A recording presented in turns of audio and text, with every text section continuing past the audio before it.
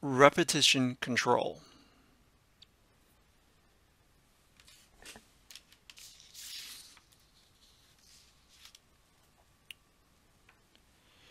You'll find that there will be many situations in which it's necessary to repeat a set of statements. All right. The very first method or way of going about repeating things is through what's known as a while loop. A while loop will have the while keyword, an expression, a logical expression to evaluate, and if it's true, a particular statement will then execute. This expression here is the entry condition. Okay, so therefore if it's true, this is executed. After that, the expression statement is then reevaluated. And if it's true again, the statement will then execute again. If not, then it breaks out. If it continues to be true, you have what's known as an infinite loop. It goes over and over and over and over and over and over and over and over again. All right. Be careful of infinite loops. What's being reevaluated is the fact that you typically have what's known as a loop control variable. A loop control variable. Typically, the expressions checks whether the loop control variable satisfies certain conditions. The loop control variable must be properly initialized before the while loop is encountered and should eventually make the expression false, thus avoiding an infinite loop. There are various types of loop control variables. There's what's known as a counter. A counter actually serves as a counter. This is where you know the exact amount of statements to be executed. The exact amount of times you want this statement to be executed here. You have what's known as a sentinel control loop. In a sentinel control loop, you don't know the exact times you want this statement to execute. Okay, but you do know the specified value of the sentinel. Okay, or what the sentinel value is. For instance, you could have a file, an external file with names in it, first name, last name, and it keeps going down. And at the very end of the file, you can have a value such as -1. That -1 can be your sentinel value, and that tells the while loop that it's now false. Go ahead and kick it out of the loop. You can also have a flag. A flag uses a Boolean variable, okay, where you'll have true or false, where true will continue to make this statement run, and a false will break out of the loop. You can also have what's called an end of file control variable. An end of file control variable sometimes works better than what we talked about earlier here with a sentinel. Okay, because sometimes sentinels aren't the friendliest. This is where you'll use an end of file control variable, which is basically an input stream variable that evaluates the false once you reach the end of the file. Let's look at an example. All right, let's look at the while loop here. This is a while loop example with Harry casting the spell needed to win Quidditch. Quidditch is a sport where if you recall, or if you're not familiar with, a sport where opposing teams try to throw a ball through 3 hoops or catch what's known as a golden snitch to end the game. If they catch a golden snitch, which ends the game, they get 150 points. It doesn't automatically mean they win the game, but they do end the game with 150 points extra for catching the golden snitch. So here we say pound include IO stream. We're familiar with this already. Using namespace standard int main. I declared several variables here. Total score Slytherin, total score Gryffindor, int the number of regular goals for Slytherin, int the number of regular goals Gryffindor. I have two constants, regular goal, which is 10 points for each goal, golden snitch, which is 150 points, which ends the game. So here I say cout, enter the number of goals scored by Slytherin, cin the number of regular goals by Slytherin. All right. And then total score by Slytherin equals the number of regular goals times regular goal, which is 10. I then go into enter the number of goals for Gryffindor, which sees into number of regular goals Gryffindor, which then I have total score for Gryffindor equals the number of regular goals times the regular goal, which is again 10. So if Gryffindor is behind, Harry ends the game with the following chant and by catching the golden snitch. Otherwise, he just catches the golden snitch. While total score for Gryffindor is less than total score for Slytherin, total score for Gryffindor equals to total score for Gryffindor plus a regular goal. So while they're behind, okay, Harry's going to have the following chant, Aguamente. Aguamente. So for every 10 points that they're behind Slytherin, which is per goal, Harry's going to cout Aguamente. And then total score from Gryffindor equals total score from Gryffindor plus the golden snitch, because he needs to go ahead and end the game while they're caught up. So they win by 150 points. And then cout final score is Slytherin, which is total score Slytherin, and Gryffindor, total score Gryffindor. System pause, return. Let's go ahead and run this.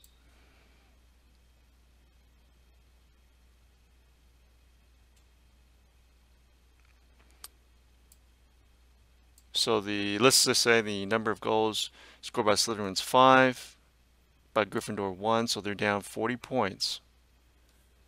So Aguamente, Aguamente, and Aguamente in this while loop is run 4 times. That catches Gryffindor up with Slytherin, making them 50-50. And then in order to end the game, okay, Gryffindor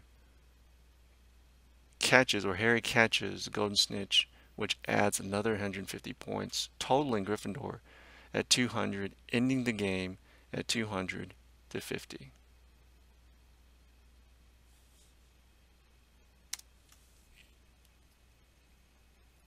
Let's talk about the for loop now. In the for loop simplifies writing counter-controlled loops.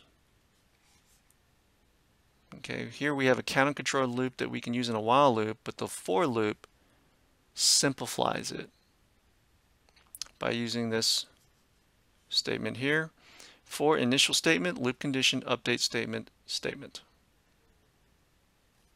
It should be noted that the initial statement here, okay, executes just once, while the loop condition and update statement and statement here go on and go on and go on until you're false, you're out of the statement. Okay, this is also what's known as the counted index for loop. Let's look at an example. Here we have a for loop example with Harry casting a spell needed to win Quidditch. Pound include IO stream using namespace standard int main. Here's our variable declarations. All right, note here, int count equals 0. Int count equals 0. Same thing here. I need to take in some values. So we get the same while loop here. While Gryffindor is less than Slytherin. Total Gryffindor plus regular goal. And this time we're not going to add it here. We're going to actually count the number of times Gryffindor needs to run a loop. We don't actually have to do that, but we are based upon how this program's written, where the end user, us, can enter in the goals for Slytherin and Gryffindor. So what happens here is we have our for loop. Okay, this is used when we know the number of repetitions. Here, int I equals 0 doesn't need to be done up here because I need to count for this right here. All right. Why is that? Because you can make a declaration here in the for area here. Okay, when I use a for loop, I can make a variable declaration in the very first initial statement. So I say int I equals 0. I is less than count, which is the total count here, the number of iterations that occurred.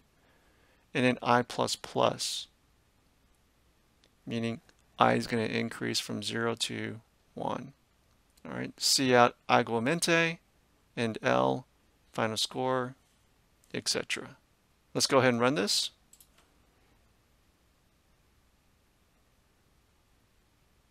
And here we can use the exact same scenario. Slytherin is at 5 goals, Gryffindor 1. And again, the same output, 4 aguamentes, and Gryffindor wins by 150 points because again, it catches up to Gryffindor, and then it adds 150 points because it catched the golden snitch. That's using a for loop. It's much easier to write. It simplifies things when you know the exact number of iterations that you need. Here we needed to figure that out, and that's what count was for. And that would have been carried down to here.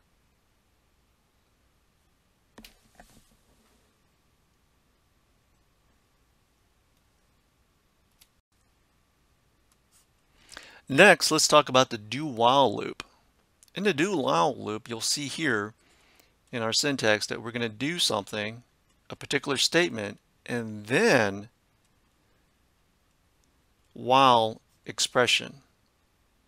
So note here, a statement executes first, and then the logical expression is evaluated after the statement, or the expression.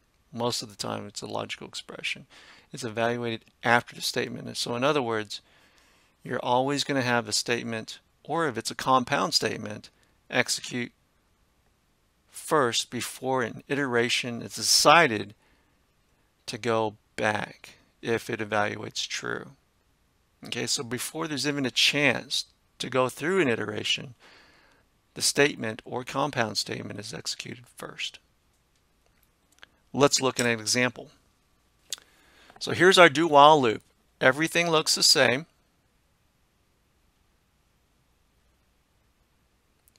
Here's where things get different. Do while. So Harry will cast a spell even if Gryffindor is in the lead. Total Gryffindor equals total Gryffindor plus regular goal. See out aguamente while total score Gryffindor is less than total score Slytherin. And then the same old thing out. Let's go ahead and run this. So remember, we said Gryffindor had 5 goals. Slytherin had 5 goals and Gryffindor had 1. Same output in this scenario. But what happens this time if Slytherin had 1 and Gryffindor had 5?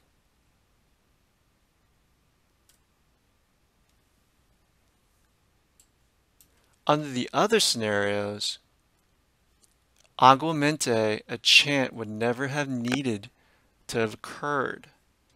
Gryffindor would have still ended the game by catching the golden snitch, which is an extra 150 points. Okay, but a chant was never needed. Okay, so there would be no aguamente, and there will be no extra 10 points. Gryffindor would have just had 5, which is 50 points, at 10 points a goal, and then catching the golden snitch is 150 points. Gryffindor would have just been at 200, but because it's a do-while loop, this iteration must occur at least once.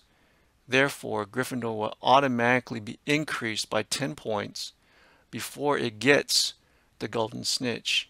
And because it started at 50 points, it ends at 210. So remember that when you're using a do-while loop, that the statement or compound statements will execute first before an evaluation occurs.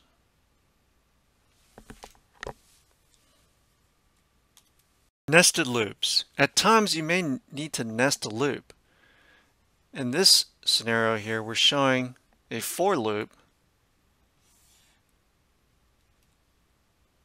that's actually has another for loop nested within it. Let's look at an example. So in this example, this is a nested loop example with Harry casting a spell needed to win Quidditch. Everything looks the same. We still have the while statement here to count how many times Gryffindor needs to chant aguamente.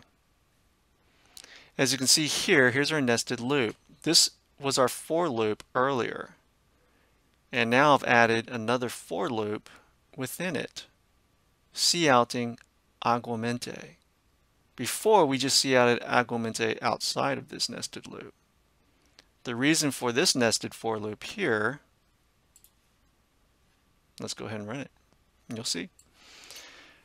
Slytherin 5, Gryffindor 1, was simply to increase aguamente across the screen. And that was the only reason why.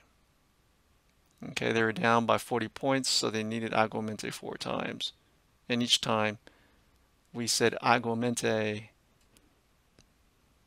an additional time. Aguamente, aguamente, aguamente, aguamente, aguamente, aguamente, and so forth. You'll find that obviously in this case, this is just more for fun. You'll find that when you're working with multi-dimensional arrays, that nesting for loops will be very advantageous to you to perhaps seek out or insert or print out the values in a multi-dimensional array. And that's for forward lessons going forward. Debugging loops. Be careful of semicolon placement in terms of getting bugs. All right, be careful of semicolon placements in terms of getting bugs. You don't want to put your semicolon right here by accident. All right, if you do that, then that's it. It assumes that there's no statement afterwards. A lot of times you could be off by 1. Okay, when you're doing your loop conditions, because you're just off in terms of how you're looking at your control variable. That can happen. Be careful. A way to audit it is to simply print out your variables so that you can watch each iteration and what that counter will be on each of those iterations. Be careful with infinite loops that we talked about earlier here. All right, check your logical expression. Be sure that it will eventually have a case to be false. Otherwise, it'll just go from one iteration and on. In summary, we start out with the while loop. With a while loop, we have an entry condition. And if the expression is true in this entry condition, then the statement executes. and then the expression is then reevaluated until we exit it with a false statement. There are different types of control values to help exit out of the loop: counter, sentinel, flag, end of file. And then from there we talked about the for loop. The for loop, we know how many iterations we have. We know how many iterations we have, therefore we're counting them. Okay, and they're easy to write, very compact compared to the while loop. Then we have the do while loop. The difference and variation here is that we must know and remember that the statement is executed first before there's an evaluation. And then we talked about nesting loops, putting loops within a bigger loop. And in this case, we did it for decorative purposes, but we know that we'll use them definitely for sure in multi-dimensional arrays. And then last, of course, we talked about debugging loops and the common things that can occur that gives us problems, and the solutions to those particular problems. That's repetition control.